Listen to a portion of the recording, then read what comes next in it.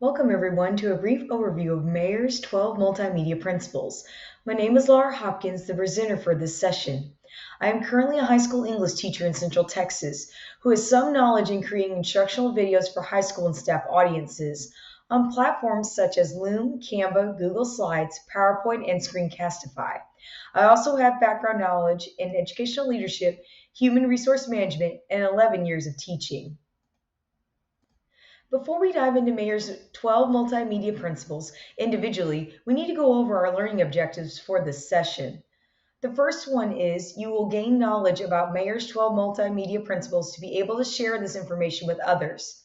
And the second one is you will be able to apply Mayer's 12 principles to your own multimedia presentations, projects, and/or content. We also need to ask this essential question. What is the purpose of these principles and how is it relevant to our learning? This question will help guide us through the remainder of our session with our learning objectives. First is the multimedia principle, in which instructional designers need to be encouraged to use both words and pictures when designing their learning material, rather than using one or the other.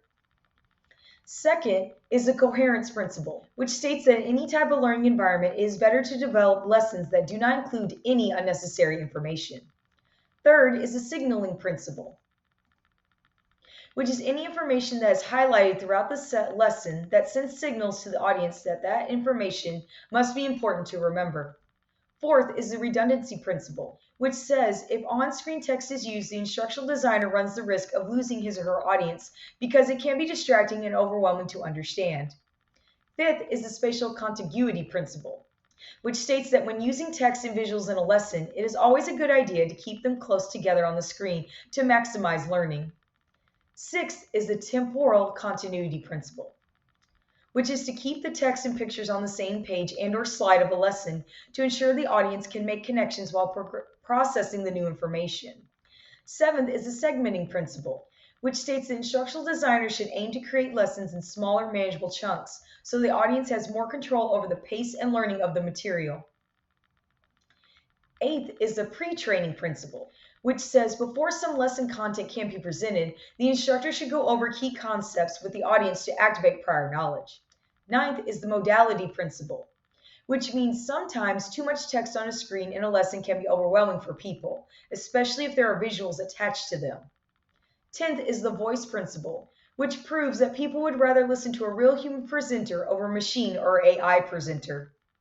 11th is the personalization principle, which focuses on people learning better if the content of the lesson is personalized and focused on the user who is taking the e-course. And finally, the 12th one is the image principle, which means sometimes talking head videos by an instructor may not be enough for a person to absorb the instructional content. Overall, these principles are very useful for creating and designing lessons for any type of audience. In fact, here are some key points to remember about our session today. 1. Multimedia principles are there to create better delivery of lesson content. 2. There are principles to address various types of processing time that instructional designers face daily when creating their own multimedia content. 3. There should always be a balance between text, speech, and visuals. And finally, 4. Any instructional designer needs to use Mayer's 12 multimedia principles to design quality lessons for better transfer of learning. I hope this session about Mayer's principles helps other instructors become better designers in their own lessons that can reach all various types of audiences.